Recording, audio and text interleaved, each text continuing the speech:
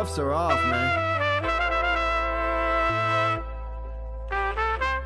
Get right. Too many left in these leagues, but I ain't gonna leave. I'ma get right. Get right. Down to the bottom and scratch it for all the. Hey everybody, Adam Rank here. What's up, everybody? It's Marcus Grant. This is AJ Dillon of the Green Bay Packers. I got to give a shout out to y'all at Get Right Fantasy. If you are not subscribed, what are you waiting for? Do you want to lose your league? Our league. Check out the Get Right Fantasy Network. You got to get right with the Get Right Fantasy Network. And best of luck with your podcast. Appreciate the support. And you're tuned in to watch my boys at Get Right Fantasy Network. Get you right. Enjoy the show. But I tune in every Friday. Strategies provided, I will lock in every way. So go and roll your sleeves up. Yeah, go roll your sleeves up. And I'm getting down, cause I roll my sleeves up. And I'm getting right, cause I roll my sleeves.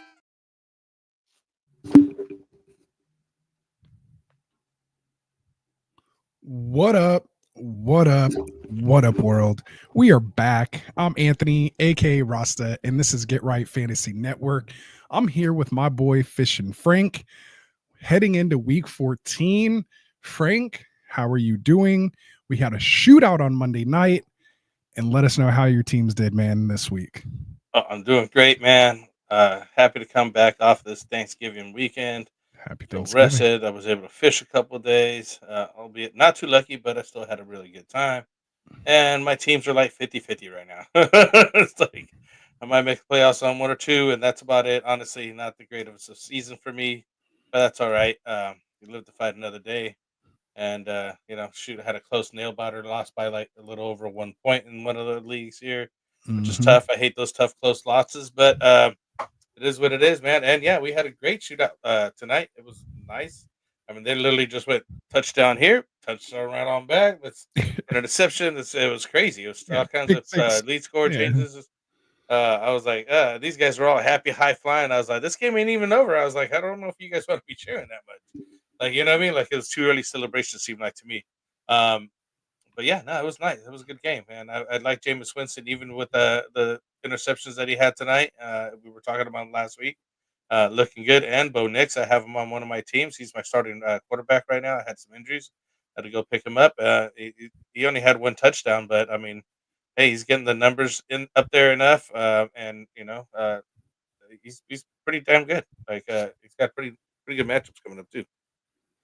Yeah, not bad, man. Not bad. Interesting week. It felt like I was almost a little I don't want to say exhausted because I don't want to like take it for granted, but like we had like solid football basically from Thursday all the way through Sunday, which isn't like abnormal, but having that Friday game in there and multiple games on Thursday, it felt like there was so much football all weekend, which was awesome. And again, it was my birthday. So I got to enjoy that. I was off for all of it, which was amazing. Had a good time. And it was it was an interesting week, man. I had one of my better weeks. I went 14-4 in my 18 leagues this week. So yeah, that pretty nice week. And to me, it was almost like the test run for your playoff teams, right? Because this is week 13. It's late in the season. You've obviously made adjustments, different to how you drafted your team. And this is the first week that you and your opponents, there were no bye weeks, so these were your teams at full strength, which is what, the playoffs are going to be. And this is the first time basically since week 4 that we've had almost the entire league available as far as who's available and like who's playing every week. So to me, I think, obviously anything can happen any week, right? Jerry Judy's not going to go off for 40 points or whatever it is on any given Sunday. It can happen, but it's not the regular. But it was an interesting, just kind of test run and really tested kind of your rankings and how you were going to be setting your lineups, when it came, time for playoffs or, are you trusting your decisions, against defenses and matchups and things like that. So yeah, I'm not man, I was happy, anything, man. Started Jawan Jennings. I was like, man, I was thinking, okay, Purdy's going to come in. I said, but that's a crazy snow game. At least he got a couple looks. And I'm like, it's all bad. Should have went with the backup. Yeah, and it's tough. I completely steered away from that game this week. It was tough. The only person, of course, I had in it was Christian McCaffrey in our Get Right Dynasty League. And was excited to finally get him back for a couple of games, and I knew this was going to happen, and I knew he was going to just get hurt. Yeah, get hurt again. So he's out for the season. We'll get into that here in a second as well. But yeah, enough about us and our teams. But I think it is good. Guys out for the season. Yeah, dude, we're just dropping like flies. We had that discussion in our group chat this morning. It's always fun just to talk a little mess back and forth in the morning. It was all good fun. I had to scoreboard the Cowboys fans in our chat a little bit, mainly you, but you know how. Let me scoreboard you with 3 losses in the row in the Super Bowl. How many losses are you in a row right now? I'm just like I said, I'm counting how many losses you guys had directly for us ending your season the last couple of years. I'm just saying. All right. But notice how I don't have the hat on tonight. It is a little bit disgust. We go from hat to no hat to like paper bag here pretty soon. But it is what it is, man. We expect greatness. So our Niners got to pick it up, man. But that's enough of an intro, man. That's 6 minutes we're spending on this thing. But that was a lot of fun. It's just where we're at, man. It's week 14. We're almost kind of recapping the season. Like, a lot of stuff's happened and it's go time now. You're either out for sure in a couple leagues. I was kind of counting it up. I have a lot of teams that are like on the fringe because of all the injuries and things like that. There were teams that didn't start off great, but once you start managing and finding these guys in the waiver wire, which we're going to talk about here tonight, these are the guys that help push you through. I started Irving over Brees Hall this week. That was one of my big decisions, and that turned out to be a big win for me in our home league as well too, and Rock Stompers. So it's just these kind of decisions that you're just kind of like, all right, we've seen what we've seen this week. You got to take the name off the jersey and just go with the guy you're feeling comfortable with. So so that's going to help you with, man. So we're going to go over some guys here tonight that we're looking at. A lot of people are going to need a win this week, and of course, last game of the season and most fantasy seasons. But we got a bye-nado coming up, man. We got 6 teams on a bye on probably one of the most important weeks in your fantasy season. Crucial wins that are needed, and we have probably a lot of the teams hopefully that have some of these guys are maybe clinched already, but if these guys are the only reason why you've kind of are even there on the fringe, it's going to be tough trying to find some folks for them. You have guys like Lamar, King Henry, Mark Andrews as of late, who's been playing pretty well in that tight end position, all going to be out with Baltimore on a bye. You have Denver, who you just said you're starting quarterback. Next, he's going to be gone. And then Denver defense for a lot of people. They've been riding that defense all year. For sure. So that's going to be tough. They just scored 2 touchdowns tonight. Tonight, and gave up 32 points and still had double-digit defensive points. So. So that's going to be a tough heart, and you can't, these are guys you're not dropping. So like you have to have, you have to hold on to them. You have to hold on to them, and you need to have people on your bench that you can put in there. You got Houston's out. So that's, Nico Collins, that's a top 3, wide receiver, CJ Stroud, out. Tank Dell, probably not as important, probably happy to be able to finally have a reason to sit him this week. Then you got Indianapolis, of course, that's going to be on a bye. Got Jonathan Taylor, that's huge. Richardson. People have probably made adjustments to A-Rich by now. Right. And then, the wide receivers, Pittman, Pierce, they're probably take it or leave it type guys. New England, Mac Jones, why did I even say that? Drake May, he has been playing well lately. A lot of people have picked him up. They have a nice schedule here coming in. After this bye, of course, these next couple games are going to be nice for them. Have him as a guy on the waiver wire even. Yeah, and then Mondre had a big game this week, so he's going to be out. So you're looking for replacements there, and then Jane Daniels, he's going to be out with Washington. Another good Brian Robinson, quarterback that everybody was playing all year long. Jane Daniels, top 5 guy, right? Every week, he's going to be out, and then you got Scary Terry, who had 2 touchdowns this week. Sure, he's out. Brian Robinson with no Eckler, he's out. These are some big names. But that was another big hit. I mean, to a lot of people. I mean, that whole team is like the top 3 that you just mentioned right there. I mean, wow. You know what I mean? Exactly. You're going to take hits right now. This is going to be really tell whether or not you're in it to win it, or you were just all for show. You know what I mean? Yeah, Right? it's gonna be tough, man. It's gonna be tough if you battled so hard to come back and you can just have like Lamar gone this week and you're like, oh god, you know. So it's gonna be tough. I'm glad Gator my J's Lamar here with team. us. I'm He's in. like, wait, What up, Gator? no draft. Yeah, Yeah. man. We're drafting soon. This is one of Yeah, the we might last. have a Yeah, redraft at the end of the year just to like see how we would we draft always now. do. Our first Uh, redraft is the week following the Super Bowl, so that's our last show of the year. That's our finale. Then we take a couple months break. Probably have some dynasty content popping, of course with Kindle and Phil. But for us, it's our little break after being here. Me 3-4 times a week. Yeah, We need a little you're break. Yeah, we need a marathon little right break. here. Yeah. Needed just a little break. So anyway, so yeah, man. So yeah, this is just kind of a fun show, Chris. We get to let's just talk about his question here, and then we'll get into the actual show. Frankie's been here since the beginning. He said it's Garendo time, man. You saw the thumbnail. It was Jordan Mason, but we'll get into that here in a second. Right. So we had to swap it out. Hopefully, no one noticed too much, or they're maybe like, was that Mason they had earlier? But yeah, we did swap out the thumbnail. So yeah, looks like it's going to be Garendo there. He has Hall, Jacobs, Irving, and Bigsby. Should he still be picking up Garendo? Injuries concern at running back with Hall. And which defense should he stream? Tennessee, Cincinnati, or Chicago? With the Broncos on bye, like we were just talking about. Yeah, if you need to pick up Garendo, I mean, I probably would want Garendo over Bigsby at this point. He's just part of a better offense overall. And we know just before McCaffrey, it was just like you didn't even care who the San Francisco running back was in fantasy. You just wanted him, whether it was Mostert for the couple games he was there, it just, anyone, even Jeff Wilson was like a fantasy thing, right? So just any of those guys you kind of want there. So I'm big on Garendo. We'll get into it here in a little bit when we talk our running back ads for the week. But I would prefer him over Bigsby. And if you have any other spot to drop, for sure, he's still worth adding, even with the depth that you have. So, yeah, what do you think about that too, Frank? Yeah, I'd be picking him up. As we've seen, in you already know he's going to get all the usage over there, especially with his other counterparts gone. I mean, they're going to bring in somebody else for backup purposes and whatnot. But he's in a perfect opportunity to really get a lot of touches at this point. And, because anybody who else is coming in, not going to know the offense as well as he does and everything else. And he had an opportunity before. He did pretty well. Right? I remember he had a good run that last when McCaffrey was still out and Mason was running around. I forgot what When game he hurt it his was. shoulder. Yeah. Yeah. He had a good outing there. So, yeah, he's definitely worth picking up. I mean, you can't trade him off anymore if your trades are available or anything like that anymore. But, I mean, it's good depth at this point because, I mean, people, their injuries are deep. The injuries can happen any moment.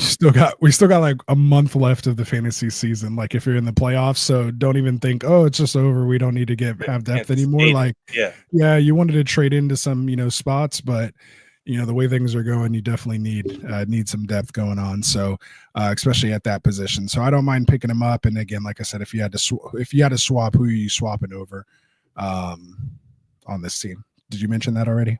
No. Out of Hall, Jacobs, Irving, or Bigsby?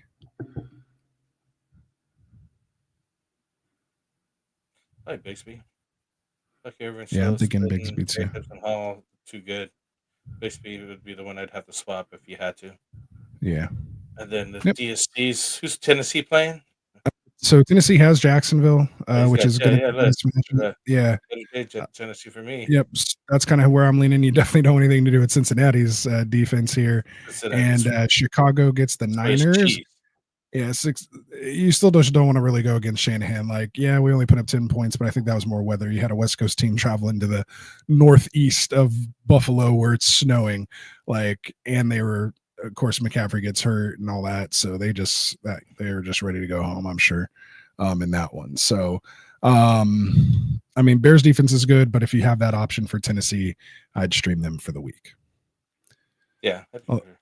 Yeah. He also said, yeah, exactly. Needs some help at wide receiver. Lost key players early in the season.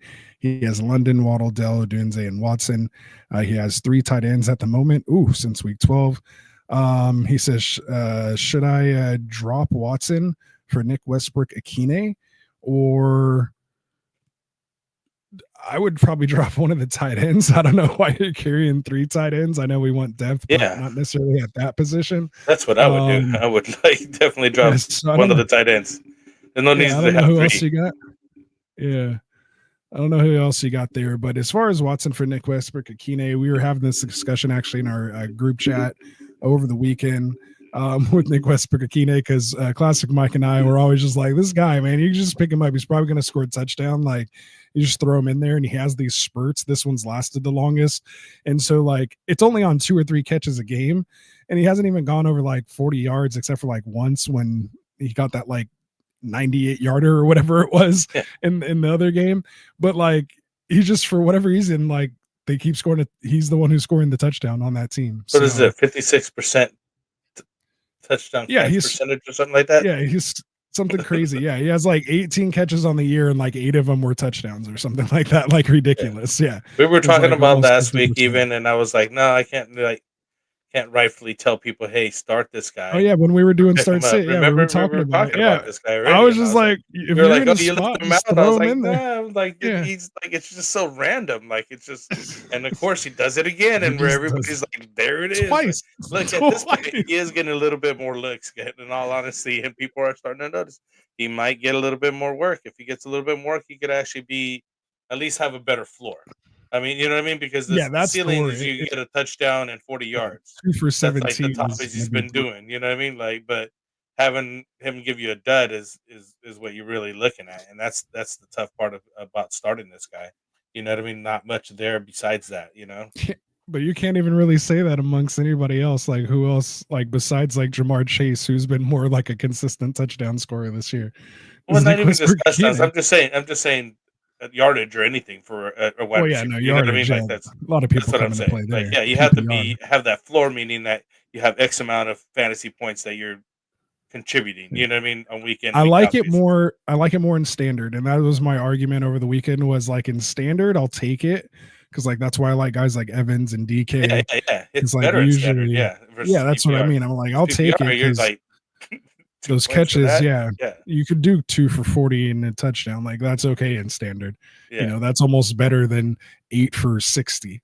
You know, like, exactly. That's the difference between standard and PPR. Anyway, so anyway, he says he also has a Tillman and IR slot. I'm probably dropping Tillman. Not like, because of Judy or anything like that. But we talked about this when Tillman was going to be a thing. Like, we're like, they're going to have like some tough matchups. Now, granted, tonight they kind of just went off.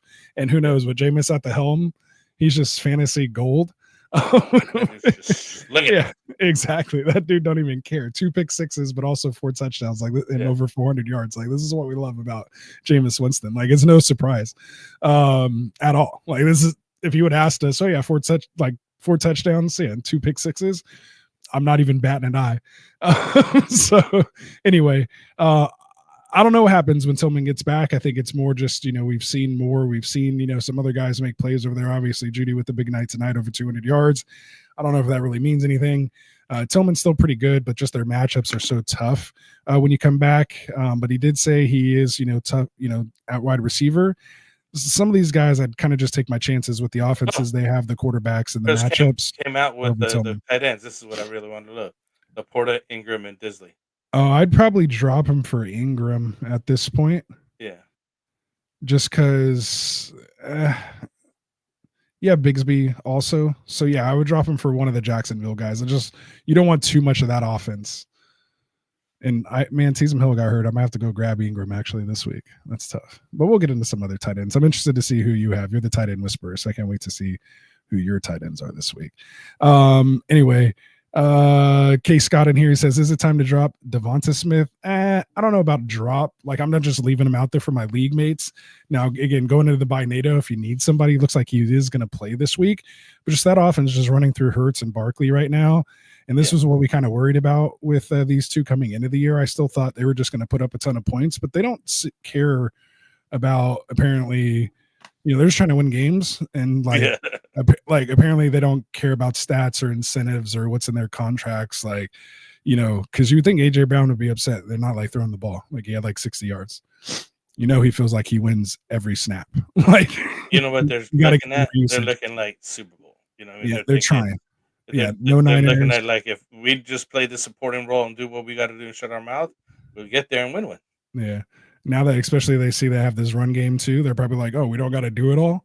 Let Yeah. me just be Oh out yeah, here I'm and when sure you they're need like, me." this is Yeah. awesome. Yeah. Let me I don't get have to this work single this hard. coverage. Yeah, Yeah. exactly. They have Anyway, to stop the run. They have to, be wary of the run. They can't just be like, yeah. they So we're not force it. dropping them per se. Just again, it depends who you're dropping them for. I don't know if any of my waiver wire wide receivers here I'm dropping for Devonta Smith this week. So No. if that tells you anything. So keep watching K Scott and we'll let you know. All right. So with that said, again, if you have any other questions, comments, you can drop them in the chat. We'll get to them as you saw. We usually do a Q&A segment at the end of the show, but these last couple weeks, man, I've been just kind of throwing them in there old school like we used to do when they come up. So just drop them in there. You never know. We may get to them. But let's get through. What are we going to do here, Frank? You want to tell? We got the show rundown here. What we're doing. Yeah. Obviously, we got live shows here at Get Right Fantasy Network Monday, Wednesday, Fridays, and Sundays. We got the waiver wire shows that we're talking about tonight. Trade talks, roster management. Trades are basically over though. Doing sit starts, last minute, and actives, and sit starts Sunday mornings. So that was just like a bunch of them, but all together here. But that was good. do you have the graphic up? You don't have the Yeah, I had it up. So you can just pause Okay, there. that. You'll see it when we're here. But basically, live shows for you 7 days a week. And make sure you guys check out our affiliate channels as well. The Fantasy Football Tavern with Kendall, Phil Ruskin and the Extra Point. Of course, our boy Tycoon in the Fantasy Boardroom. And again, just be like the shows, subscribe, hit those notifications, and you'll see when we go live. And then you don't got to worry about a schedule and when to tune in. Just hit that notification and it'll let you know on its own. Real easy. That's what you really need to be doing. That's what it is. All right. So, we do have super chats. So if you do want to throw us a little something for our time and efforts, you can. If not, no big deal. We still like to interact with you guys. So please participate in the chat. But if you feel we're giving you good advice or maybe give you good advice in the past, it does help support the channel. So we appreciate that as well too. So with all that said, man, you ready to get our sleeves rolled up, man, here and let's finish strong here. Week 14 waiver wire show, last regular season waiver wire show. I think this is the last one, right? I mean, this is the last regular season. We'll still be here with you for the playoffs. Yeah, but for playoffs. This is playoffs. Playoffs. Yeah. I think it's time to roll the sleeves up, man. Let's do it, man. Let's do it. All right, man. So I think we got banners here in this show. I think our producer would be a little upset with us. Watch out for the boss. All right. So let's get into some news topics, man, and some injury updates. There is a lot of stuff here. But just to recap real quick, like we said, week 14 is by NATO. We have 6 teams on bye: Baltimore, Denver, Houston, Indy, New England, and Washington. We have Thursday night football this week is going to be the Packers at the Lions. So we'll go through some of those things here, but we'll have more updates for you on that game and do our start sit. Frank and I will on Wednesday. And we'll also on that Wednesday show, since we're not doing trades anymore, we're going to do a breakdown of our listener leagues.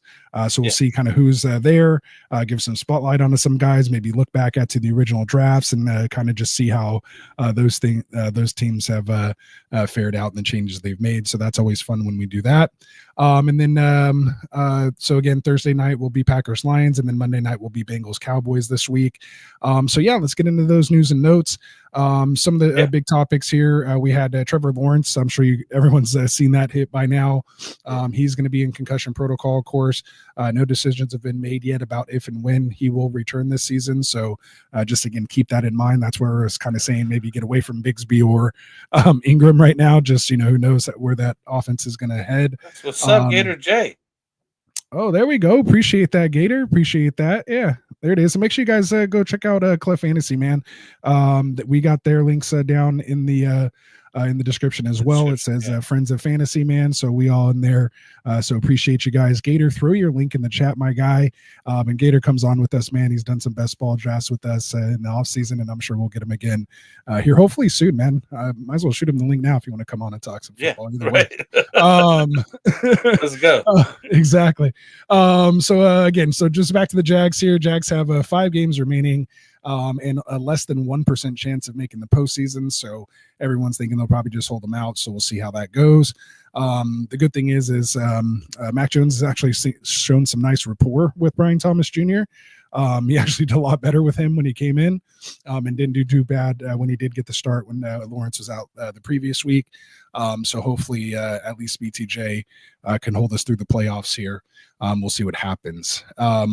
As far as the other they side were going of that over the top on that hit, and the announcers were like, "Oh, there's some respect in this league, and this and that." I think that he was coming in kind of. It was pretty. Anyways, it was dirty, bro. Like he shoved his whole head on the ground. Yeah, And well, I mean, he did the I'm whole just saying thing. full speed, but like it looked worse slow motion than it was full speed because the guys were moving.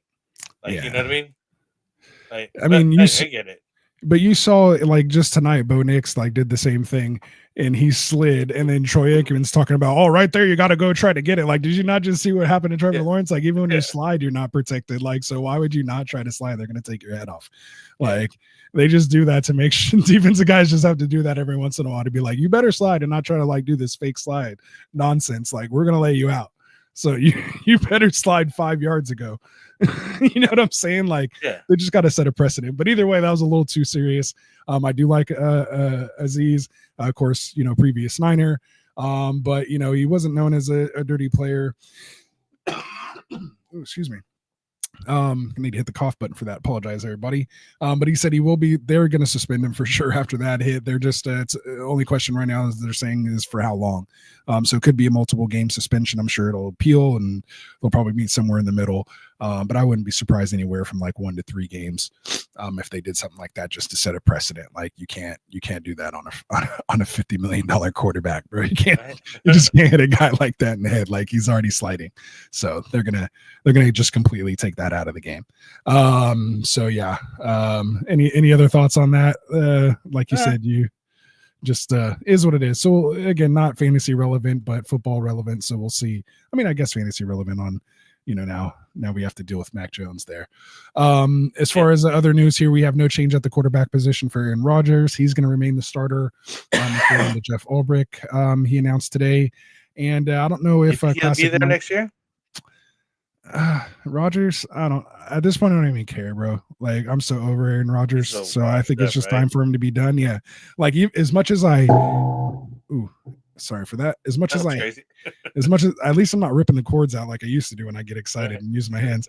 At least I don't like hate him like Brady, like as much as I hated Brady is what I'm trying to say with my air quotes here.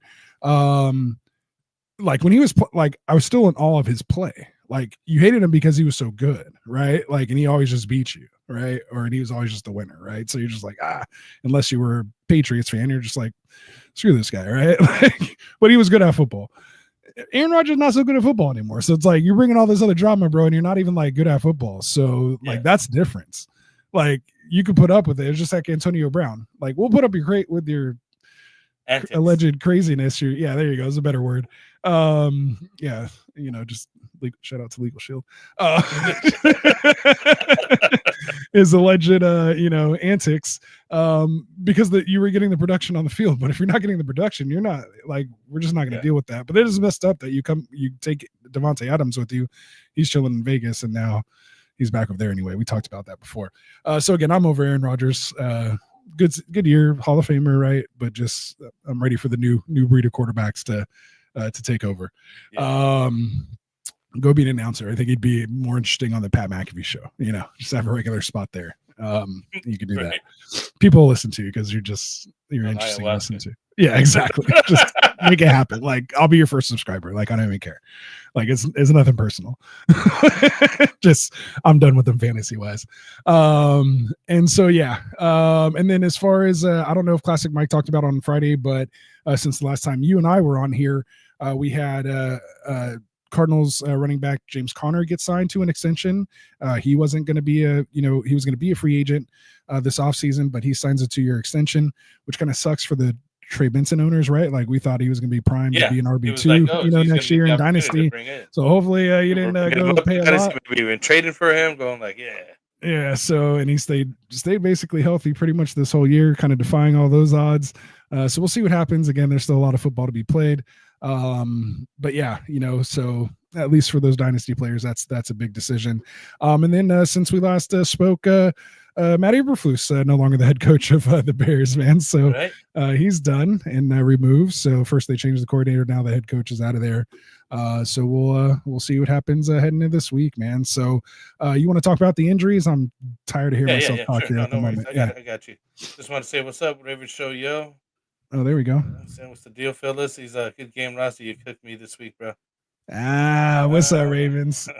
Welcome. Don't worry, Welcome we'll get to back to Right. these other cup questions. Gator J was already here. We're talking about he's heading into the next round of Best Ball Mania 5. Let's go. Go. Nice. I have one of my 6 or I think I did 7 entries. I think one of mine are at one point, bro. I had like 4 out of my 7 teams advancing the Best Ball Mania. Wow. Yeah, I didn't do so well. And then injuries Not just too many shares of Mahomes, and then he didn't have a season that he should have. And Rice, Rashi Rice, going for that Mahomes Rice. Yeah, they had they had like 2 or 3 teams at least with that. It was good and value. Kelsey as well, which was basically a lot of Mahomes. So that's what did me in. Anyways, so let's check out some injuries here that's going on. We got Rams quarterback Matthew Stafford suffered a lateral ankle sprain against the Saints. It is not expected to affect him his ability to prepare for the Bills, McVay said. So he should be monitoring that, see how he's doing going forward. 49ers quarterback Brock Purdy will be a full go in practice this week. He's been dealing with a shoulder injury last couple of weeks. I don't know if you've seen him before the game. Did you see that brace that he had on his elbow, actually? Nah, I didn't see it. It was some crazy stuff they had going on right before the game. But I was watching that movie Wicked with my daughter and Janice. Nice. We went to go see the show. So nice. Missed the beginning it's of it. family time. Hey, Yeah, it was good. It's my birthday weekend. Right? Yeah, it's still my birthday weekend. Yeah, exactly. Got to get some. How was the movie then? It was all right. I didn't know it was 3 hours though, so I didn't know it was gonna. Oh, you weren't ready. I didn't know it was gonna go into my Niner game. I was kind of like, when I agreed to it, I was like, oh yeah, we'll be back in time. I was like, yeah, I'm gonna go. Thought I was doing the good thing. Is it a musical? Yeah, it was. So Ariana Grande was in it. A couple people were in it. It was interesting. I may or may not watch it. I'm not too fond of music. Anyway, yeah, it was interesting. It was interesting. We got Bucks quarterback Baker Mayfield stinking up still. Has a sore leg. Head coach Todd Bowles thinks Mayfield will be comfortable by Sunday's game, but isn't sure yet about his practice status this week. So, if you're starting Baker Mayfield, which I have in some locations, got to keep an eye on him. He's not been playing that well. Obviously, the big news is 49ers running back CMC got a PCL sprain, so he's got out 6 weeks. So he was already put on IR, and his backup Jordan Mason, who was in the game, got a high ankle sprain. Also, he's out 4 to 6 weeks. He's also headed into injury reserve. So, as everybody's been mentioning, we might as well just talk about it. Garendo's the one, right? I mean, that's the guy to go get. Chris to the core says, would you flex Garendo over Pollard or BTJ this week? I would do it over BTJ. I don't know if I would do it over Pollard. Pollard has the Tennessee gets Jacksonville. Yeah, that's a good matchup. I don't think I would play him over Pollard, him. Right? And BTJ, I'm probably still gonna play. Like I said, he's had some good rapport with Mac Jones. Again, just kind of depends on what your options are. Grindo gets the Bears, which of any place that the Bears have been susceptible, it has been to the running back position. I mean, they've given up the 10th most points allowed to the running back position, so I'd probably start him. Would I start him over? Yeah, that's a tough choice, man. It's going to become close to between him and BTJ.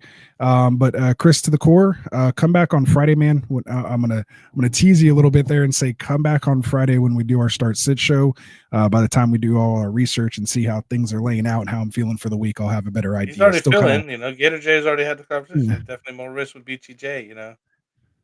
He's thinking about Gator has Pollard, Garendo, BTJ in that order. I feel the same way. Yeah, that's what I'm saying. It's close, and that's why I'm like, I got to really dig into it. For sure, Pollard over the both of them, but it is pretty close between him and BTJ. So, like I said, let me see what happens. Let me run some waivers, and when I really come down to it on Friday and I'm setting lineups, like that's when I'm like, all right, when you really push to the push to the core. I'm with Gator. I'm in that order right there. I don't even have to think about it. I still might have him switched in full PPR.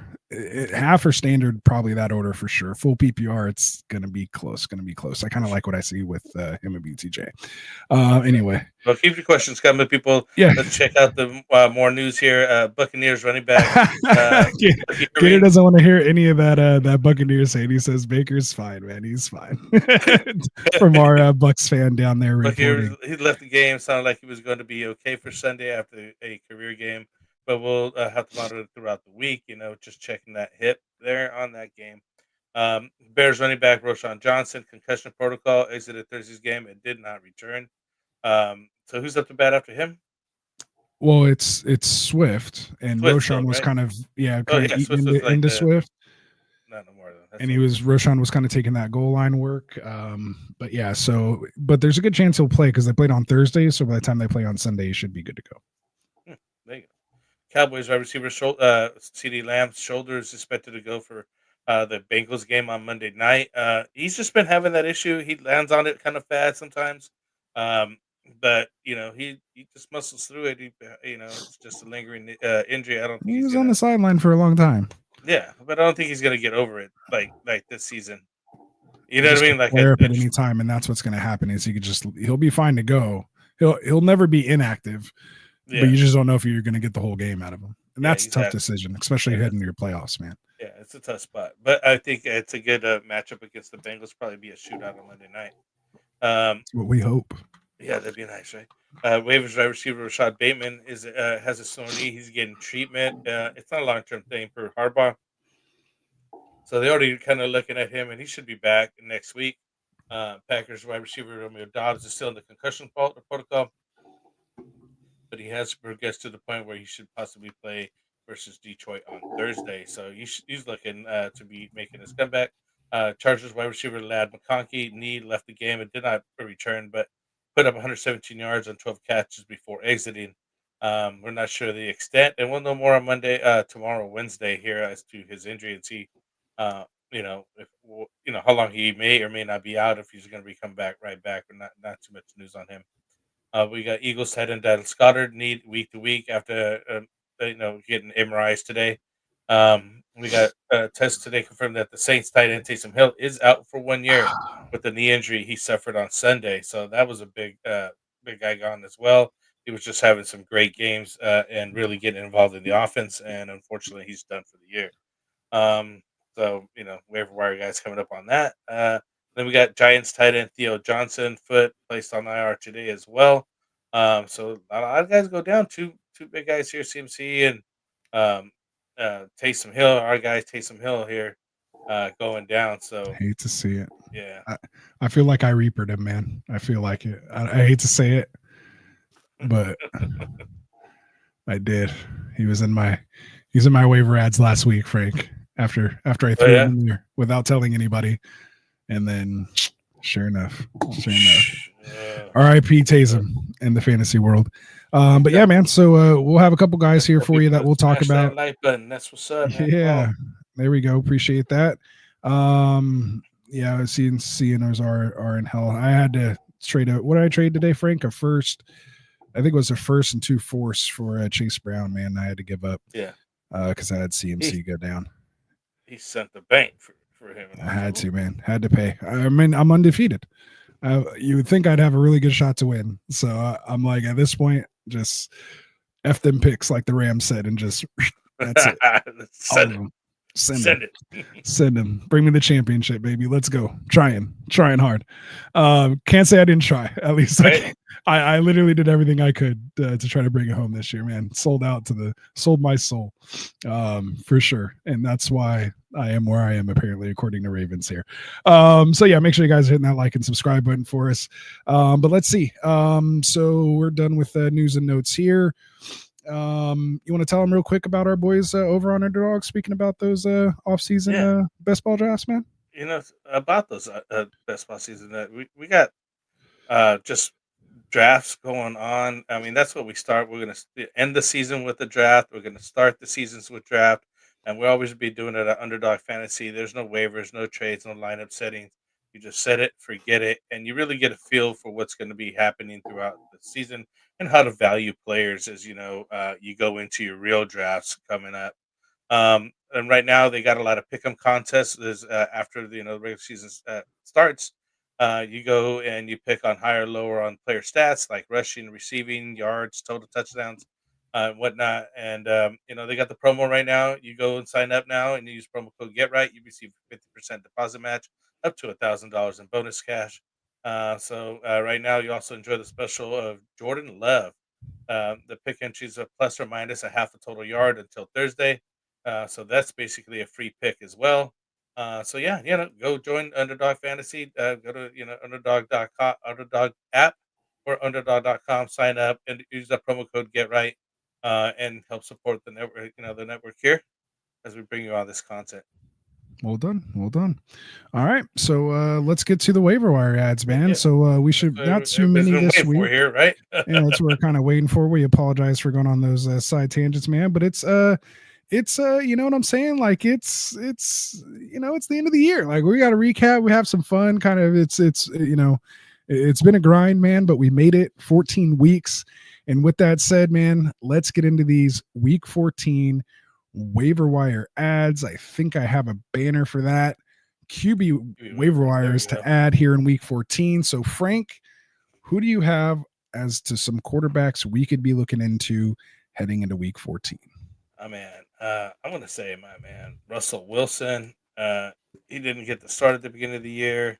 Had the rookie over here biting at his heels, and not rookie, but this kind of part biting at his heels. You got one little play in there too, but he's getting the job done over there. Completed 29 to 38 passes for 414 yards, 3 touchdowns, basically career game for Russell Wilson. 1 interception. He's only 22% owned on Yahoo, 43% on ESPN. You got the sleepers number on that? 41% on sleeper. I got you. Just leave that pause and boom, I'm in there. Boom, there you go. So widely available there. I've held on to him in a couple leagues. I was happy to do so, and I was like, he'll be the starter here, and he's playing. And he's producing really, really well. The Pittsburgh are on a roll.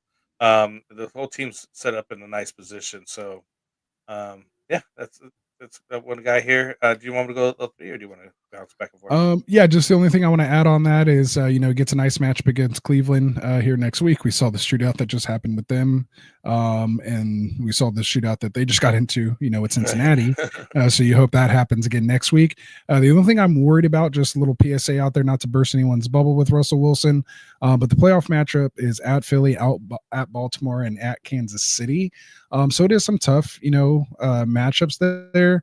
The Ravens do give up a lot of points to the quarterback position just by default, since they're kind of a pass funnel type offense.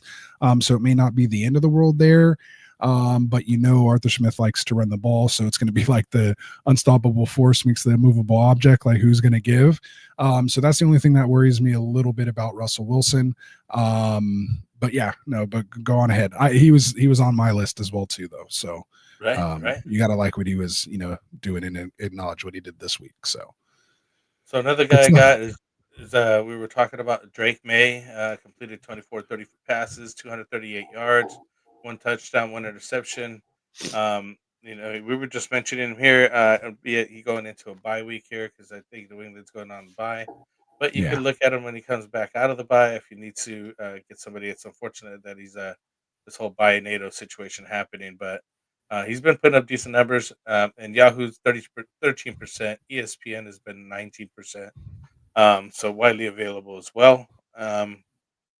And so about the schedule, what do we got scheduled on him for? 27%. Yeah, 27% on sleeper, and his upcoming schedule, like you mentioned, week 14 bye, gets at Arizona, at Buffalo, and then home against the Chargers. So At Arizona is nice on the West Coast and the desert, but at Buffalo, week 16, and at New England in week 17 could be brutal matchups and games there. So again, that's the only thing that scares me a smidge about Drake May, but you can't argue with his production. He's been pretty solid. He's not going to give you those, 30 and 40 point games that, like a Lamar is going to have you, but a nice like 16, 17 point floor, and pretty much going to get you, 21 to 22 points, again, depending on your scoring and 6 points. So, not a bad guy to have. So, Drake May. Who else? So the last guy here I have here, well, I wouldn't say last guy, but I mean, there's a third guy here. We got Jameis Winston that we were just talking about, aforementioned. He's throwing up those numbers again, not afraid. 34 of 58 tonight, 497 yards, 4 touchdowns, and again 3 interceptions. But I mean, almost 500 yards, almost and 2 almost 500 yards, man. This is Technically crazy. threw 6 touchdowns tonight. Just 2 of them went to the other team's scoreboard. And Denver is not a slouch defense. They were slinging it back and forth there. He's facing Pittsburgh next, then versus KC, and then on week 16 he gets Cincinnati, and then 17 Miami. So it's a little tough, but I mean, it gets a little easier there with Cincinnati, Miami at the end. And I think that this guy's a gunslinger, man. He's worth picking up and maybe even possibly starting the rest of the way. We've seen what he did tonight, and he's been doing it consistently. He's a gamer, man. The guy's just trying to. He's great for fantasy, man. He's just great for fantasy. The only reason you get 504 touchdowns is because you threw 3 picks and 2 of them were for pick sixes. So you gotta throw to keep up, and that's what we loved about Jameis Winston. I mean, that's the Jameis Winston stat line. Like when you joke about Jameis, like, oh, he's gonna throw for like 504 touchdowns and 3 picks and 2 pick sixes. Like that's literally what he did tonight. Like it sounds like one of those like jokes. How you like, oh yeah. Anyway, good call on Jameis, and 22% rostered on Sleeper. So the only other person here that I want to mention, I mean, there's a couple, but I like what I kind of saw here out of Caleb. He was able to put up 30 points in the last 2 games, against Minnesota, against Detroit, get San Francisco here, at San Francisco next, at Minnesota, home against Detroit, and home against Seattle. You wish those were maybe on the road, so he can get like 2 dome games, and then West Coast Seattle, maybe the worst is rain. You just hope it's okay weather there. But you do like to see his 4 for 39, which I think was important. Rushing in the last game he had 6 for 33. And so he's looking to make some more plays, I think, with his feet. Before that was 9 for 70 against Green Bay. But that was the bad weather game though. But and again, for fantasy, we want to see the pass attempts, 47 passes last week, 37 attempts this week. Again, with no Roshan there, DeAndre Swift, you just hope San Francisco can, put up some points to make it be a little bit of a shootout here. And if so, he's 54% rostered. Still, he's holding that, name value. But maybe just now with these changes to OC and now head coach, they'll continue to open up this offense and put the ball in his hands. That's what they drafted him for. They got to see what they got. So, Caleb Williams. The other interesting one here that I don't even really want to like recommend, but is someone that you might have to kind of just take a look at here because of the matchups, man. And just take the name off the jersey. And if you just look at strictly matchup, if you had like Dak and you're still just trying to recover every week, you don't know what to maybe do. The floor seems to be decent now ever since he's come back from injury. And this is going to be Will Levis, man. He's basically averaged 20 points over the last 4 games at Chargers, home against Minnesota, at Houston, at Washington.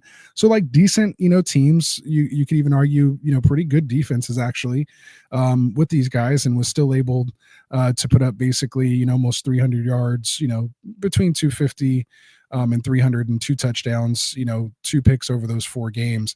But the playoff schedule and just even next week is just fantastic. It gets Jacksonville next week in week 14. So especially those folks who have maybe Lamar on a bye, this is someone you could just go grab. He's probably readily available, only 17% owned on Sleeper. He gets Jacksonville, at Cincinnati, or I'm sorry, home against Jacksonville, home against Cincinnati, at Indy in the Dome, and then at Jacksonville. I mean, that's a sweet, playoff schedule. It gets, yeah. And if anything were to happen to your quarterback, he's not a bad guy just to kind of have on the bench there if you need one. Just to throw in, in the case of an emergency, versus right? versus something else. So again, this is the dire of situations.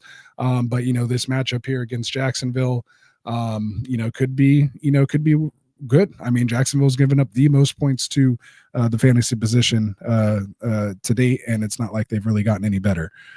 So just saying, Will Levis, man. Yeah. Never thought I'd be saying 7% on Yahoo, 5% on ESPN.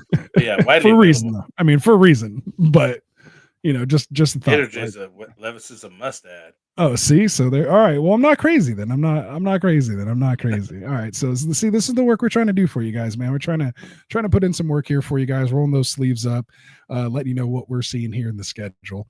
All right. So I'm done with quarterbacks here. I'm sure there's a couple other ones. You got your Genos, your Staffords, guys like that we've been kind of mentioning. Bryce Young might be an audible mention. He's had a couple good games here, but not someone I want to put my playoff hopes on. I'd much rather throw Will Levis in there actually over Bryce Young at this point. And even though Aiden O'Connell finishes the QB 12 this week, I'm still not really trusting that either with the Raiders. So let's move on here. Let's get into, and I apologize. We'll try to speed up here a little bit. Already almost at the hour mark. Let's talk about our running back waiver ads here for week 14. Frank, who do you got at the running back position? Well, we obviously got the number one here on the thumbnail, Isaac Orlando, San Francisco, with both Christian McCaffrey and Jordan Mason being placed on injury reserve. He's 11% on Yahoo, 1% on ESPN. What do you got for sleeper on him?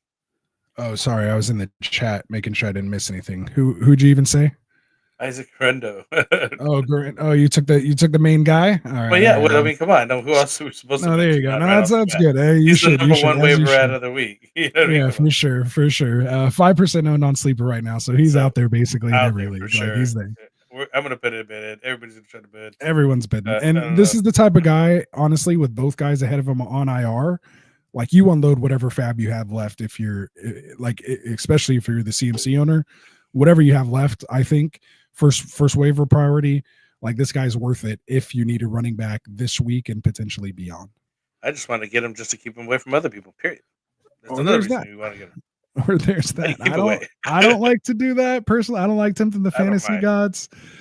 I know a lot of people don't mind. A lot of you, Classic Mike, man. And you guys are the ones just complaining on Mondays, and I'm just like, I'm 14-4. Like, I'm just saying, Money's about nothing, man. You guys play with the fantasy gods too much. Go out here and get this guy. Obviously, he's going to be the number one guy to be running the ball over there for San Francisco. For sure. And he's got the position locked up. Even if they bring other guys, they're not going to know the system because he's literally the third man on the totem pole as it was, and he's now number one up to bat. So next man up to bat. We also got another guy here in Kamani. Hold on, just on that note, I just want to, and good second pick, just also keep an eye out for Patrick Taylor. Remember when Mason was out before, they called him up. He had a couple carries. And I believe, nice little catch in one of the games against Seattle. He had 5 for 16 against Seattle, and had one catch for 12 yards. That game, I think that was when it was Garindo and Patrick Taylor. So anyway, sleeping up. Super 0% on sleeper. Yeah, that's super deep. Yeah, super deep right there. So we got Kamani Vidal here, running back, Los Angeles Chargers. He ran just for 20 yards and 4 carries, but he's continuing to work behind Gus Edwards and should maybe earn some more, touches, especially with what's the name? Help me out. Oh, sorry, I was reading the chat again. My bad. Who are you talking about? Hey, they're talking shit in the chat and like stuff's going on. So I was like, who's talking shit? I got to scroll up and look. Anyway, who'd you say? My bad. The counterpart to Gus Edwards. What's the name? J.K. Dobbins, man. J.K. Dobbins. I got you. Got injured. I couldn't even think of his name right now. But we got, it's been a long season, guys. It's only 5% owned on Yahoo, 11% on ESPN. He's not a run out of grab kind of guy, but he's definitely like, you want to keep an eye on him, and if you can pick him up if you have room. 24% on sleeper. He could be earning some more touches. Obviously, sleeper's a little higher because of dynasty. So on those leagues, No, no, this and isn't a regular. another guy that got here, kind of same situation. Blake Corum. We've been mentioning these guys. Running back Rams there carried the ball 8 times for 42 yards. Look Another good. handcuff Look to good. no, he looked good. Another handcuff to Kyron Williams there. Again, not too much production. He's getting a little bit more as well here. But 16% on Yahoo, 14% on ESPN. Definitely would be the next man up should Kyron go down. So, you want to keep those guys on your roster. Again, it's not over yet. The season's still, 20% on sleeper. Yeah. yeah. So you're still trying to get these Don't guys stop going. handcuffing. Yeah, exactly. We got another guy here, Jerry McNichols, running back for Washington Commanders, ran 32 yards on 6 carries. Um, and he only had the 6 carries on average of 5 yards. However, most of Rodriguez's work came in garbage time. So Rodriguez was getting more touches and carries, but that was like garbage time. And they were saving McNichols. I think he'll be the guy to get in the touches over there. Yeah, they're saving So B-Rob. He had already ran for 100 for the day. yeah, And they're right. like, well, let's not get our backup to him hurt. So let's just run our third stringer that we just called up. Yeah. So he got some nice run there at the end. Yeah, exactly. So McNichols at 1% on Yahoo, 11% on ESPN. Widely available again on that guy here.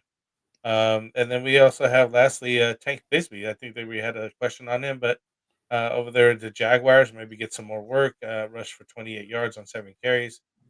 He is 61% on Yahoo, but 33% on ESPN. And yeah, maybe with the quarterbacks going down, maybe more runs up to play here.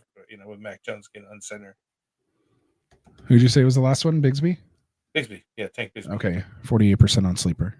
I think you pretty much covered mine. Yeah, Garindo, Rodriguez, who's only 1% owned on sleeper. And remember, I called him. Remember on Monday, I was like, "Oh yeah, I gotta watch out for Chris Rodriguez." He goes up to 15 points. Like, yeah, I didn't like call it because I wasn't like, "Oh yeah, go play him," but I was just like, "Watch out for him." And then remember, we looked him up. I was like, "Oh, he's not even on the team." They just cut him on like Saturday. I was like, "Oh, he'll be back. He'll be back." And so yeah, sure enough. And then he gets in and goes for like 97 and touchdowns. It's crazy. Anyway, not that I'm like calling my shot or anything. It was ironic. No. That was good. That was a good observation that you made. That you were like, "No, the last time this happened." You know what I mean? Yeah. But it is what's going on. McNichols was definitely the second man up, but then like for whatever reason, when the game was just over with, they just gave Rodriguez the it was runs. garbage time. They were like, "Let this guy run." See what we got, right? Yeah, And sure enough, like he played, so he might have actually won the 2 spot. So it'll be interesting to see this week in week 14 if he does get it. So to me, he's worth a little bit of a stash. No, I'm just saying, like he's worth a little bit of a stash because Eckler's gone. Like he's on IR. There's no running back 2, and they were already kind of making that change away from McNichols the last time those 2 were active when B-Rob was hurt, and it was Eckler, and then Rodriguez started kind of coming in more. It could have been just maybe the matchups. Maybe he's, again, just I'm not quite sure. To me, he's someone there's people that are just maybe not even worth it on your team at this point. Like you can cut him and get someone, like him that has some potential on a good offense. So, and especially one if they do lock up a playoff spot, maybe they just sit B-Rob. And maybe it is going to be the McNichols and Rodriguez show, in week 16 or 17. So, these are just things you have to be aware of. Just saying. Yeah. So yeah. And then so Vidal and Corum. So you covered all my running backs. So I'm good there. Just real quick, question in the chat. Andre says, how much fab is Garindo worth? He has 60. So I'd say probably about 61. Like he's worth it all, bro. Put it this way: who you saving to spend more on? You got, yeah. Like he's worth more than what you got. That's for sure. So you better put all 60 on it. Like Raven said, spend it all. Gator said they're probably the right thing to do. He said, look at the other managers, what they have left, and spend $1 than the person that has the most. But if somebody has more than you and they need a running back, you better just drop it all. Yeah, you better just drop them all. So. There we go. Just to hope to make sure you get it. Oh, we got Tycoon in the house. What's up, Tycoon? Speaking of the guy. So yeah, he's saying listen to the others, Andre. Yeah, so it's you're unloading the tank there, man. Unload the tank. Back up that truck. All right. So even Raven's saying what's up to Tycoon. He noticed the man in the chat, the fantasy so himself. Since we missed this one about here. Thing is, I have Bijan Pacheco and Tracy. Should I drop one of my cuss to pick up Garindo if you has Hunt or Algier PPR? I would drop Algier for Garindo Since we're talking about this subject here. for sure.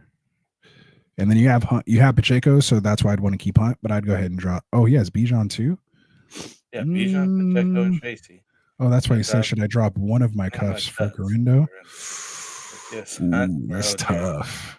I want Garindo. Flip a coin, bro. Like, because it's just literally like we have no way to look into a crystal ball and say which one of these guys, if any, is going to get hurt. Like, I don't want it to happen because I have all three of those guys on teams.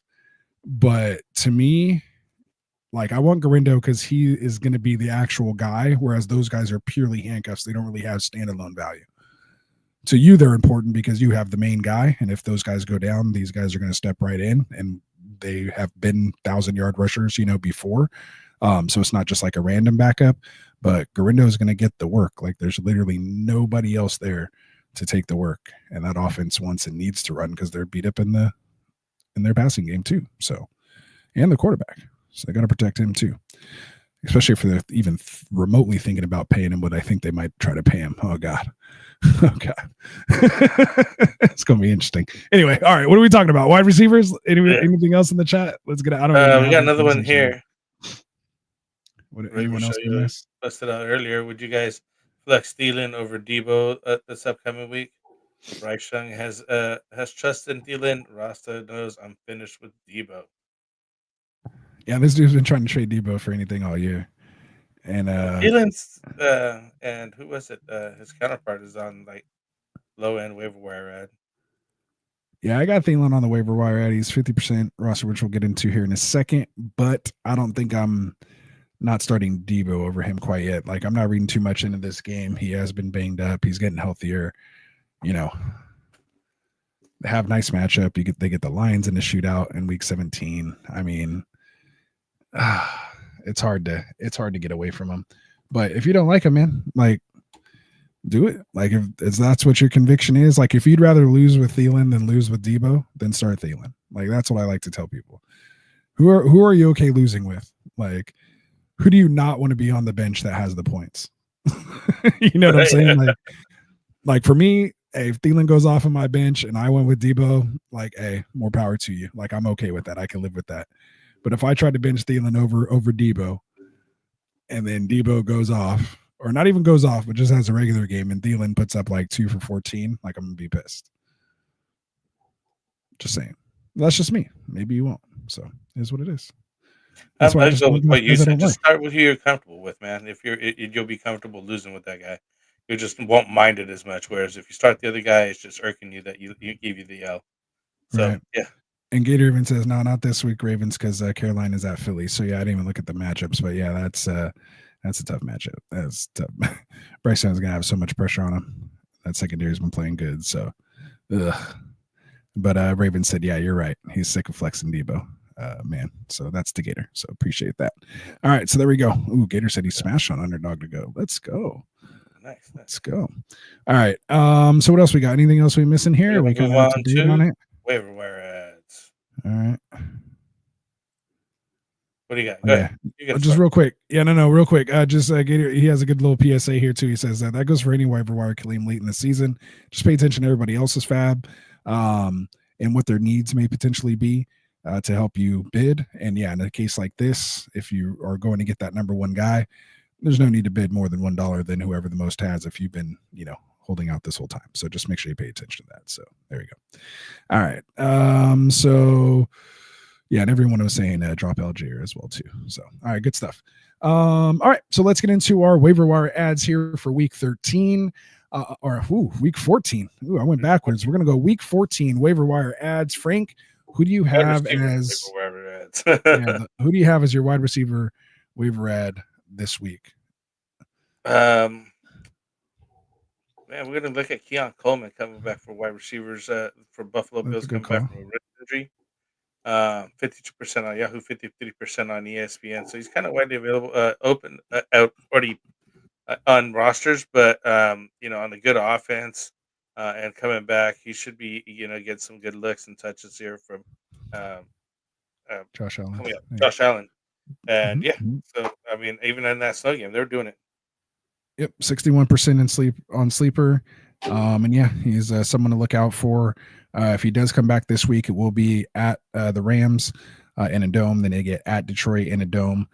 They go home for New England week 17, and then home against the Jets week 17. So, yeah, the only thing I'm worried about is weather.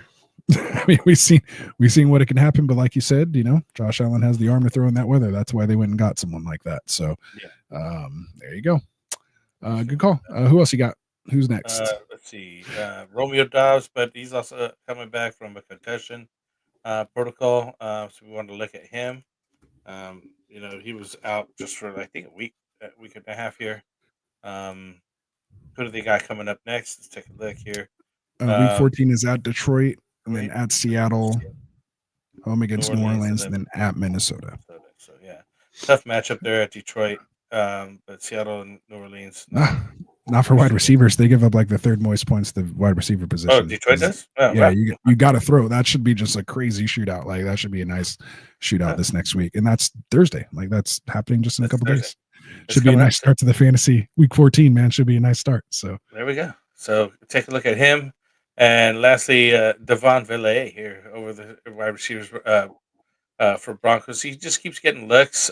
He's getting a lot more attention here. As you can see, they'll be slinging the ball. I got to look up tonight's stats. Oh, hold on a second. Nah, he only went 1 for 4, and you know why? Because I finally started him, so I only needed like 4 points from him. I literally lost by like less than a point, and one of my 3 losses, 2 of them were like within a point or 2 of each other. Like one I lost by less than a point, and the other one I lost by like 1 point something. But yeah, Vele was because of it. And I look at his like scoring history for the last month: 13 points, 10 points, 14 points, and then of course I start him 2 points. And I'm like, of course, just yeah, and exactly, it was my fault, guys. Whoever was relying on Devon Vele tonight, that was 2.6. But he is going into a bye week here, week 14. So he's more of a like you could wait on him type of guy. But yeah, those are the 3 guys I got right now for wide receivers. We were also looking at here. I think we mentioned what's his name? We were just talking about a second ago. I can't even think of his name right now. Xavier Leggett and Adam Thielen. We were mentioning Adam Thielen there over the Carolina Panthers. Just tough sledding over there. You know what I mean? Yeah, tough offense. But I mean, he almost operated as the number 1 over there this week. But like I said, Bryce Young's been looking a little better. Thielen is 51% rostered. Interestingly high in my opinion. But he had a 8 for 99 in a touchdown this week. So that was coming off 3 for 4 the previous week when he was kind of getting work back in. Was up to 73% of the snaps versus 61% last week. So yeah, I mean, he Bryce Young seemed to have a rapport of him. Remember, he was hot early, in the year last year, and maybe by him missing so many games in the middle of the season, he's kind of fresh here towards the end. So maybe he can give you a nice, 3 or 4 game run here, and take you through the championship. Week 14 is Philly. Week 15 is at Dallas. Home against Dallas, home against Arizona, week 16, and then at Tampa Bay. Hopefully for a nice shootout there in week 17, which again, he just had 8 for 99 against Tampa Bay in a touchdown. So it could be a nice potential play. So that's why, they were asking, do we start Debo over Thielen? It's a tough call. Philly, I think this week, I think like Gator was saying, or like Tycoon was saying, it's going to be a tough matchup this week. But against Dallas, Arizona, a little tougher, but Tampa Bay should be really nice. And I don't mind starting him, week 17, Thielen against, that's going to be a tough choice week 17, Ravens, if you get there, Thielen or Debo, because you got Debo versus Detroit, and then you'd have Thielen versus Tampa Bay. So that's a tough choice. So we'll talk about it when we get there. All right. Anybody else you got here? Last but not least, we got to mention this guy. We were talking about earlier. I don't even want to bring him up, but I mean, this guy's the thing. Nick Westbrook-Akine. Come on, coming up with 3 receptions for out of the eight targets, 61 yards, and 2 touchdowns. Got you 21 fantasy points here in PPR. and he's just been doing, just touchdown machine. We were just talking about his numbers earlier in the show about touchdown percentage per catch rate here, and just all that. It's just this guy's just I don't know. I just don't feel comfortable telling people to start him, but Yeah, he he just has 20 continues to do it. catches It's on like the the year. longest streak, Yeah, he like has forever. 20 Like, catches on the year and has 8 touchdowns. It doesn't make any sense. It doesn't make any sense, but it is what it is. It's a thing. And because he got 2 this week, that puts him basically even. Since week 6, he's averaged 1 touchdown every week since week 6. He made up the touchdown he didn't score week 10 against the Chargers this week by scoring 2 of his 3 catches were touchdowns. So yeah, very, very interesting. what does we got coming up? Jacksonville next. Oh, that looks good. Cincinnati after that. That's great. And then we got Indianapolis and then Jacksonville all over again in the your fantasy playoff championships here. So yeah, I mean, it's almost like you might want to grab this guy and start him into flex or something. Whatever. Yeah. It's crazy. Yeah, if you're in dire straits again here, I feel more comfortable here in week 14. Again, it's a matchup against Jacksonville. He's only 28% owned, so he's still out there in the sleeper leagues. And my man hasn't scored less than like 8 points since week 6. So I mean, yeah, just tough, man. It's a tough spot to be in. When you're looking at the numbers, it doesn't quite make sense. So, NWA anyway. has 8 touchdowns, 20 catches. Trey Yeah. McBride has 0 on 73. That's what I'm saying. Like, it's just outrageousness. 0 Like, how many did he have last year? Trey McBride was like, no, he didn't score touchdowns last year. Like, it was just for whatever reason. Yeah, just Kyler doesn't throw it to him in the end zone. He either runs it in himself, it's James Conner, or randomly he'll throw it from like 20 yards out to MHJ every once in a while. But yeah, I don't know. He like loves him all the way up until the goal line. It's just like, nah, you're not going to score a touchdown. His only touchdown this year is a rushing touchdown. Remember they gave it to him on that like reverse. Yeah. He has a rushing touchdown, but not a receiving touchdown. It's crazy. Yeah, I hope he almost doesn't score the whole year just because of that. And it'll keep his price down for next year when he could potentially explode. Because he has to regress to the mean. There has to be regression to the mean there. Yeah. All right. So who else you got? Anyone else you want to mention? That's what we got. All right. I only have 2 more. I'm going to even add on to that. And again, just not a great week for wide receiver, which is good, I guess, because maybe that means not a lot of people got hurt, and the ones we were expecting to produce are producing. Especially when guys like Jerry Jeudy put up like 40. It's a good wide receiver week. But I'll mention MVS, man. He scores another touchdown this week to make it, I think, 3 consecutive. He's 41% owned on sleeper right now. He's the number 1 target for Derek Carr at the moment.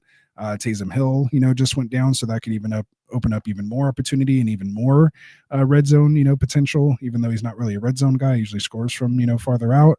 But in this case, I mean, it's just him and Kamara. And Kamara had like 27 carries, or 27 total touches. Like, he'll probably get the ball like 30 times this next game. Like, they just are running out of bodies out there. So at this point, like, MVS is like Jamar Chase, in the Saints' eyes, as far as talent goes at that position in that wide receiver room.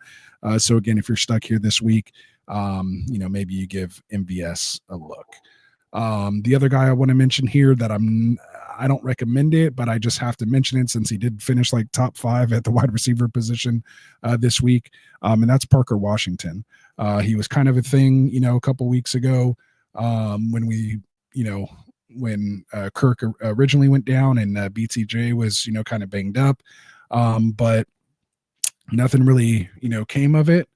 And then just this last game, for whatever reason, with Mac Jones, they found a little connection. He was able to see 12 targets, only caught 6 of them.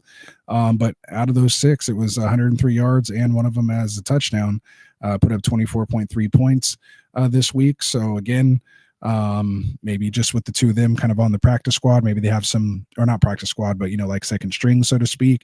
Maybe they just kind of have that rapport, and we've kind of seen things like that happen. I think that's why Purdy and Jennings are so good, is because they played so much, on that second string, so to speak. And then when they were thrust, eventually into the starting lineups, they kind of already had that chemistry down a little bit for how they like to run routes and things like that. So you would have liked to seen a little more rapport beforehand.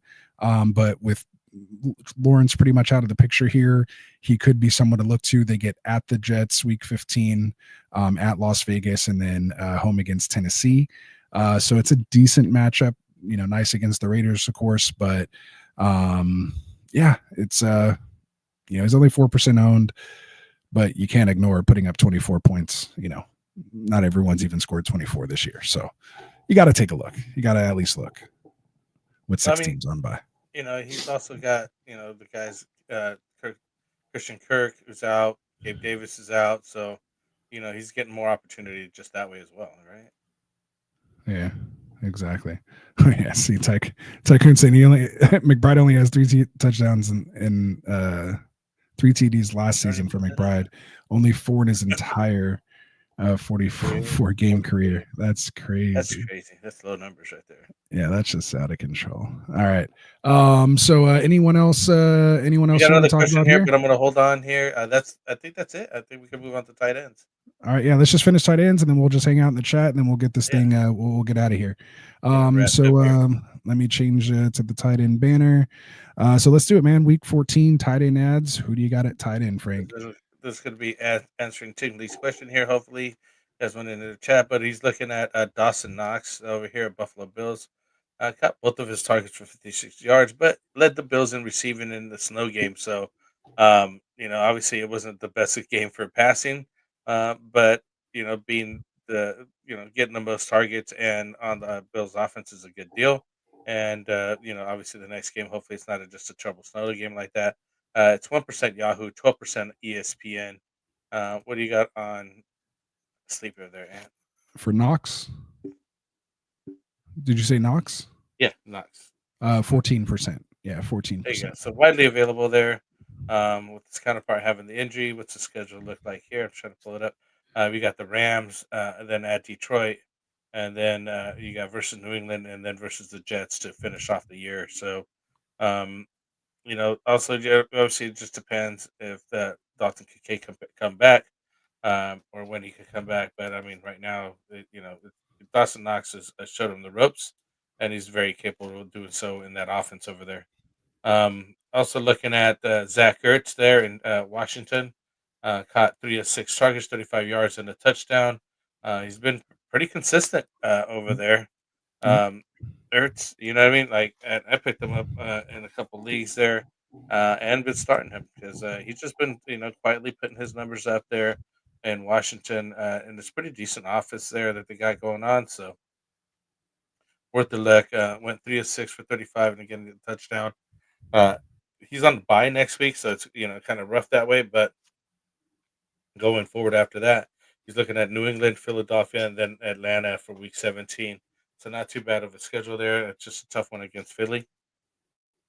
But another guy that I'm looking at there, and then let's take 63% owned on sleeper. Zach Ertz is nice. And then we got one more guy here in Jawan Johnson here with our guy Taysom Hill going out for the season. Yeah, you want to take a look at Jawan Johnson over there for New Orleans Saints. He's been putting up some decent numbers when he had an opportunity, but obviously when Taysom comes in, he takes a back seat. I'm trying to look up the next schedule here. They get at Giants this week. Home against Washington, at Green Bay week 16, and home against the Raiders week 17. So not too bad of a schedule there. Little revenge game for Derek Carr week 17 might be nice. And you also may want to keep an eye out for Foster Moreau. He's been involved as well over there in the tight ends in New Orleans. But I think Jawan Johnson would probably have the lead on that. And the last only guy, 6% owned on sleeper. I don't know if you give the other percentages. No, it was 4% Yahoo, 5% ESPN. I don't think I had either actually. Good call. Okay, I got you. And the last guy that I got here for tight ends is Noah Gray. Man, he's still putting up numbers over there. Somehow, Mahomes just keeps passing just to his tight ends. Like they don't have Travis Kelce or something, right? Yeah, and Travis did have a decent game this last game, so that was all right. You know what I mean? But it seems to be like Noah Gray is a new target, and it's like his new Kelsey here. 4 6 targets, 58 yards. Still 9 points. Previous game he had 2 touchdowns, and the previous before that he had another 2 touchdowns. But with nine fantasy points, PPR fantasy points is doable for a tight end. They got the Chargers coming up next, and then Cleveland, Houston, and then ends the season with Pittsburgh here. Not too bad. Also decent lineup. And a And good the other offense. thing, yeah, well, I was going to say the other thing to mention there is maybe they start to dial Kelsey back a little bit. He played 90% of the snaps here against the Raiders, 89% the week before against Carolina. I don't know if they want to be running their 35, almost 36-year-old tight end out there when they're trying to go for a three-peat. So they might start to dial them back a little bit, because I'm pretty sure they clinched the 1 seed last week with the win on Friday. So maybe they start to really truly dial him back, and it might be Noah Gray, over these next couple weeks that really gets, kind of worked in there. So just something to kind of keep your eye on and be prepared to make that adjustment. You Kelsey owners, be prepared. Maybe you want to go grab Noah Gray or, find another tight end. Maybe a Will Disley is kind of someone, that could potentially be out there again with no J.K. Dobbins. They're going to be more in, I think, passing type situations. We already kind of saw that uptick happening there. Unfortunately, he didn't do too well this last week when they kind of threw it around, but they do get Kansas City, who I think gives up the most fantasy points allowed to tight end positions. They get Tampa Bay, Denver, and New England. Disley does. Someone else I have I'm sorry, did you have anybody else? I just kind of ran with that. I apologize. 2% Yahoo, 7% on ESPN owned. What do you got for his ownership? For Gray? Sleeper, yeah. 18%. So they're Sleeper's a little bit more on it. Yeah. They're on it. So I just want to go back over here to Tingley. Well, I guess we can finish off if you want to finish off first. Go ahead. Yeah, I just have a couple more names. So I mentioned whoever it was I just mentioned there. And then the other one, Tucker Kraft, 63% owned here on Sleeper, and has had, he kind of went into a little slump there for a while and seems to kind of be bouncing back from it here these last couple of weeks. So he's just someone, that I want to kind of keep my eye on if he's out there. He's out there in 63% of Sleeper leagues. So there's a chance he might be out there for you. And again, if you had Taysom or someone like that go down and he got dropped, maybe Kraft might be someone you can go back to here. Maybe with the Dobbs injury has something to do with it. So maybe kind of monitor that situation. But yeah, that's who I'm looking for. Nice. Yeah, 6 for 7 this last game, 78 yards. Yeah, that rounds out the tight ends here, the waiver wires. So I'm going to go back here to Tingley real quick. He said, "I need a tight end to stream for this buy. Gray, Fant, Bellinger, Jawan, John, Knox / Kincaid, or Sanders, Tremble. Did you rank them? Oh, he's asking for ranking. I have to look at the schedules on everybody. I don't think I can rank them just yet. But I out of this group, just really quick, I would take Gray, Noah Gray that we are just talking about, and then Jawan Johnson. Let's see if we can rank him real fast here. And Ertz, because he's on a bye, so it doesn't help him this week. Let's scroll a bit differently here. What else you got? Yeah, I'll just do it real quick for you. So my ranking would be, if they dial back Kelsey, that's where it's hard. I think it's a little close for me between Gray and Jawan. So I'd probably just sneak Gray in there because we've seen him kind of do it. Like even Jawan had his chance with Hill out. He didn't really do too much while he was out. And again, with none of those other pieces, just because, again, they just kind of go through Kamara and like to go deep there. So I'd probably still put Gray ahead. Then I'd probably go Jawan Johnson after that. Then I kind of like either Knox or Kincaid, whoever that starting guy is there.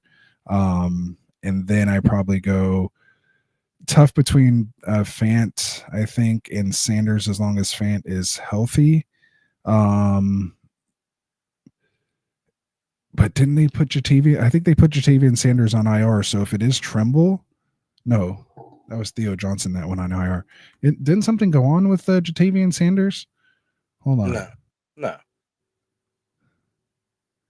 Jatavian Sanders. But I'm right there with you. I think both of you and I are like Gray, Jawan. Oh, he had that neck issue. No, he got hurt. Yeah. So he got hurt. So there you go. Yeah. Sanders, not a good But they're option. saying there's hope that he'll be back in week 14 per Canales 11 hours ago. So we'll see. But they're saying, yeah, we're going to have to monitor that. And yeah, Tommy Trimble would be the next guy up. So I'm not feeling they get. You should be able to get Gray, Fant, or Jawan. I mean, you should go 2 for Gray and then Jawan, and then Knox, Kincaid. I think in that order. You shouldn't have to go past that in one of those big guys to be able to get somebody. Then I'm going to go Fant, and I don't think Bellinger or Sanders or Trumbo are even worth even throwing in there. Look at that. Yeah. I'd go with one of those other guys first. Yeah.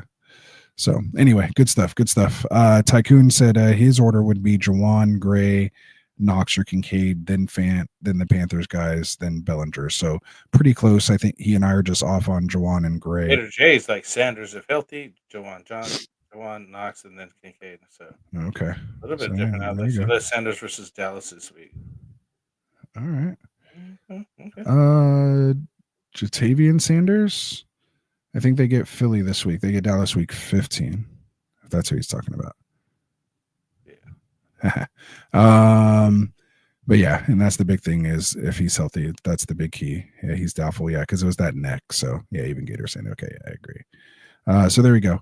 So we got Cody Watts says, I love Burrow, Brees.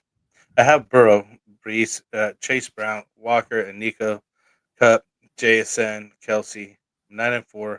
Probably with the first round bye. My running back situation worries me. I have shot at Garendo. Will he be the better than Walker? And then he's also asking if Brees Hall's toast. He asked that right before. Okay. I didn't see that. Yeah, so that was kind of the first part. He's like, so is Brees Hall toast? And then he's like, this is who I have. He says he can get Garendo. Will he be better than Walker? I mean, we're just talking about Walker being like a top 3 running back. I don't think that really just changed too much. It could just be, everybody hits a little bit of a rough patch. I don't want to say I'm going to live and die with Ken Walker, but like he's not like losing usage to Charbonnet or anything like that. So I mean, I think you just got to roll with him really well with his opportunities. Yeah, I mean, he was balling pretty good. I mean, he has 30-point games, 20-point games. And then every once in a while, I mean, he just had a 13, and then he had 1 6-point game. And it's like everybody wants to sit him for Garendo now. Like, I don't think you need to do that, Cody. I think it was just, you had a bad game. New York Jets are kind of a stout, little defense. They, kind of didn't the Jets like jump out on him early? So probably had to abandon the run a little bit. They do kind of lead the league. Gino at one point was leading the league in passing yards. So I just think, I still trust it. Like this guy all year when he's been healthy, he's literally had 2 single-digit games. One of them happened to be last week in week 13. The other one was week 8 against Buffalo where he scored 8.5. And I think that was the week he got he had to have gotten banged up because he only had 9 carries for 12 yards or just a gang skip. Like something weird happened in that game. He only played 55% of the snaps, so something kind of happened in that game. Otherwise it's like a 60 to 70% split. Yeah, he's double digits every other time he's been healthy. So yeah, Arizona, Green Bay, Minnesota, Chicago. It's a tough little run, but I don't want to say he's like matchup proof because obviously, he can score under 10, but like he's pretty much a lock for like 12 to 15 points and has 20 to 25 point potential any given week. Yeah. So how do you feel about Brees here? Brees is tough, man. I had to sit him this week, thankfully for Bucky. So it worked out. So I kind of got paid for that. But yeah, heading into next week, it is going to be a little tough to decide, what to do with them. So I'll probably have a better idea here. But if I'm getting Garendo, I'm wondering who he's dropping. I'm not dropping Walker. Yeah, I'm not dropping Chase Brown or Walker for Garendo or Brees. Like I'm not dropping him. It just really depends on who else you have. That's Nico, Cup, Jason, Kelsey. No, I mean at the running back position. I assume maybe that's all he has. That's a really short bench. Like he has no other bench type guys. Three running backs: Brees, Chase, and Walker for running back. Like, what is it? Like a 3-person bench? I don't know. Cody, who else you got, man? Who else you got? Let us know. Oh, he says Andy could still make trades. Do you think I should let him play out with who I have? I mean, if you're not feeling K9 and you already have JSN, I saw, like maybe you move off K9 and get, someone else. So I think Brees is the best offensive player on the Jets. But Rodgers is Tube City. they Needs stopped to bench throwing him it for to him. quarterback, but he can't check it down to Brees. No, he doesn't check it Some down. guy named Isaiah something was like got like 5 targets. Like, why is that not going to Brees? Like, I don't know what's going on. So, I mean, again, remember he was kind of like banged up heading into this game. We weren't sure if he was going to play or not, which is why I personally sat him, last minute. I really didn't have a choice. Like, had I had all three, had I had Monty, Brees, and Bucky available, and like one didn't play on Thursday when I had to make that decision when the news of Brees came out, I was like, well, I got to play Montgomery and Bucky, and I'm just going to sit Brees this week. Granted, I was in, this is the league I was in, I think I'm in first or second place. Like, I'm locked into a playoff position. So it wasn't like the end of the world for me. So I was like, I'm just going to go with Bucky. You know what I mean? and it happened to work out. But yeah, I just hate to see the passing game usage dropping with Brees. If we can get that picked back up, it gives you a little more floor in PPR. So let's just hope, man, the Jets don't just continue jetting. It's just, it is a tough situation. There you go. Nice. What else have we got here? I think that's about it, man. We got Gator J saying good night. Yeah, he's already saying good night. Yeah, I think it's about time if Gator's leaving. Yeah. He's one of the most diehard football guys I know. So if we're even too much for him, we got to get out of here. But no, man, I really appreciate it, Frank, man. It was always fun, man, here coming to you. Before we get out of here, though. Oh, yeah, there you go. Good stuff. Before we get out of here, man, why don't you tell them about our folks who we give you our live chat Q&As brought to you by our boys over at TrophySmack.com. So, Frank, you want to tell the folks about our boys over at Trophy Smack? I mean, now's the best time to talk about these guys because we're nearly the end of the season. Playoffs about to start happening. And Trophy Smack is the place to get your rings, the belts, the trophies, the Kirk Cousins chains. You just got to go to TrophySmack.com. Browse a variety of the items, fully customizable, and you can just basically take your lead to the next level. I mean, you just add $7 to your buy-in, and you could get a ring like no problem for everybody there. And you could even get stuff for the losers if you want to put somebody on the losing end of things and just I suck at fantasy football type. If you like to haze your guys, they also have stuff like that. So you know what I mean. And it's not just football; it's a lot of all the sports that are out there. So it's not just football. If you have a little league team that you may be coaching, or any other kind of sport that you're involved in, why not? That's where you get all the customizable trophies and everything else. So check out TrophySmack.com. Use the code GetRight, and support the channel here. Absolutely. Well said, like a true pro. So there it is, man. So so we'll cut it there. Again, we appreciate you guys coming and hanging out with us here on this Monday night. Hopefully you had a good week 13. And if you hopefully got it clinched up, hopefully week 13 did it for you in your clinch. But if you need another win, man, make sure you're tuning in to us on Wednesday. We will take your live questions there. We will preview the Thursday night football game as well. And like I said, we'll probably kind of preview our listener leagues, kind of go through some previous drafts, things like that. So if you're interested in that type of thing, come hang out with us. Friday, we'll be back to our part 1 and part 2 of our Start Sit show. So make sure you check in with that as we get you ready for your lineups heading into Sunday. So we'll be happy to get Kendall and Phil back. We'll be back to our kind of regularly scheduled programming then. And then, of course, on Sunday, for our boy Classic Mike doing our last minute active inactive start sits. So from all of us here, man, at Get Right, have a wonderful and lucky week 14. I hope you guys all clinch and get in there because we want to see you back here weeks 15, 16, and 17 so we can bring home those championships and celebrate together. So, Frank, anything else you got, man, before we close this thing out? For Tycoon because he's got to watch him tomorrow. Oh, yeah, dude. Yeah, for sure. 6 p.m. Eastern night. He's Get Right Fantasy Network here. We got the fantasy boardroom with Tycoon. So, yeah. Absolutely. Support the people who support us, man. Other than that, sure. It's been a great show. Let's close it out. See you guys next time. There it is. So there's our programming again. You see Tycoon up there at the fantasy boardroom. And yeah, links are all down in the description for all the guys here. So from all of us here, man, at Get Right, man, for Dustin, for Classic Mike, of course, from my boy Frank here, from our affiliates, Kendall, Phil, Jack, and Cody with the Sweet Life over there. Make sure you guys check them out as well. And of course, our boy Tycoon, who's hanging out here in the chat. Make sure you guys go check out Club Fantasy as well too. Links are down in the description under the Friends of Get Right Fantasy. So we're pleased to have Gator hanging out in the chat with us here. Always appreciate that. And Classic Mike was actually a guest on their show this Saturday, I believe it was too, doing some start sit as well. So we like to do cross promo with them. So yeah, man. So we all support each other, man. Let's do it. Anything else you got, man? Or for the third time, we out of here? We're out of here. All right, man. Let's do it. We'll see you guys on Wednesday. Peace out. Later, guys. Have a good one. Wanted to white fantasy is the play. Marking nothing, but I tune in every Friday. Strategies provided, I will lock in every way. So go